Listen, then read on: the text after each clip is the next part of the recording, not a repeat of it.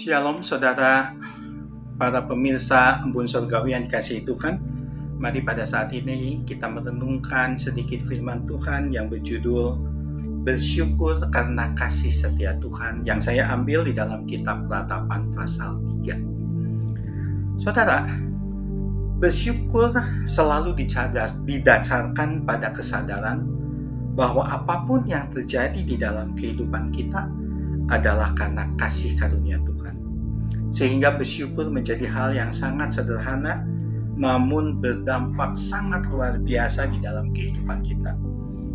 Bertolak dari rasa syukur inilah, akhirnya manusia dapat mengasihi Allah maupun mengasihi sesamanya. Sedangkan kasih setia Tuhan, kasih setia adalah istilah perjanjian lama yang sangat erat hubungannya dengan istilah perjanjian baru, yaitu kasih karunia. Kasih setia berbicara mengenai kesetiaan Allah yang sungguh-sungguh setia kepada umatnya. Kasih setia juga mencakup kebaikan Allah, bagaimana ia berkomitmen untuk melakukan yang baik untuk anak-anaknya setiap hari, menyediakan apa yang mereka perlukan. Ayat di Alkitab yang pertama kali menyatakan kasih karunia Allah ada di dalam Kejadian 3 ayat 9 yang berbunyi, "Tetapi Tuhan Allah memanggil manusia itu dan berfirman kepadanya, di manakah engkau?" Kasih setia Allah adalah kasih yang mencari. Walau ia mengetahui bahwa dirinya telah dikhianati oleh ciptaannya sendiri. Ayat ini membuktikan bahwa ia adalah Allah yang Maha Kasih. Kasih yang sebenarnya manusia tidak layak untuk mendapatkannya. Saudara, mari kita lihat kitab Ratapan pasal 3 sebagai dasar dari rasa syukur akan kasih setia Allah. Kitab Ratapan ditulis oleh Yeremia, yang berisi ratapan ketika Yeremia melihat kehancuran kota Yerusalem. Dari ayat 1 sampai ayat 20 melukiskan tentang kehidupan yang sangat-sangat tidak menyenangkan.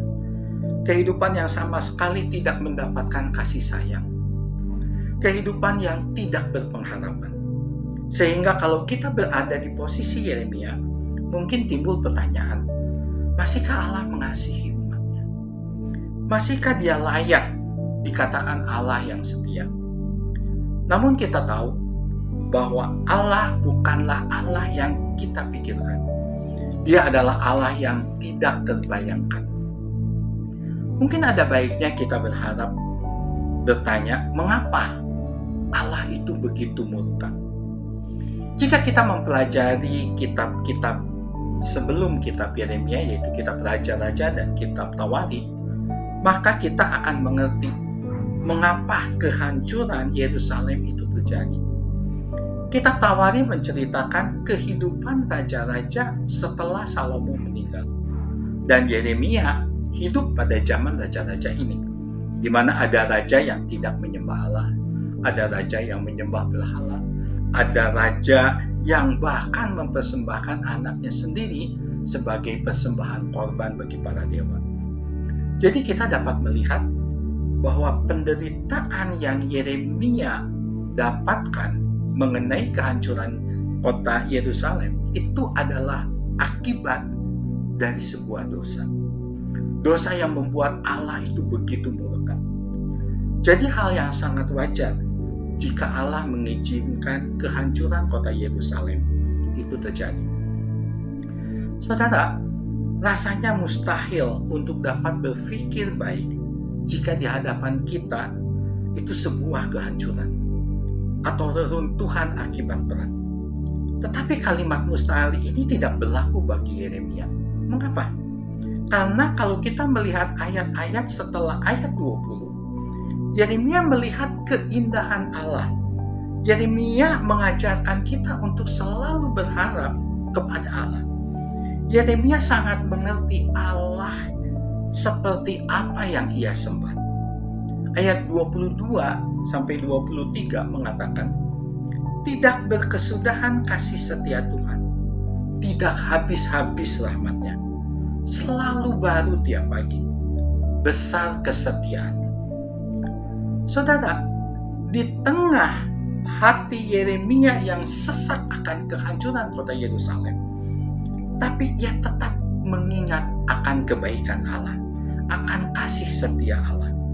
Ayat 31 Yeremia berkata, karena tidak untuk selama-lamanya Tuhan mengucilkan.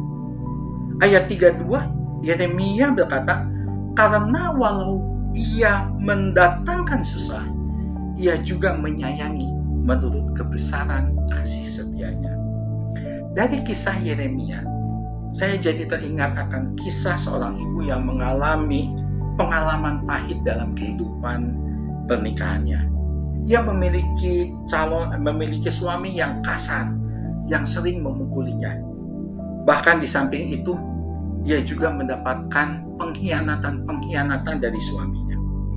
Sampai suatu ketika, Allah mengizinkan suaminya itu mengalami kecelakaan dan ia akhirnya mengalami kelumpuhan total. Pada saat itu, bukankah ibu itu mempunyai alasan yang kuat untuk meninggalkan suaminya? Tetapi ibu itu tidak melakukan. Ia merawat terus dari luka-luka yang didapatkan suaminya. Ia terus merawatnya sampai luka-luka itu sembuh.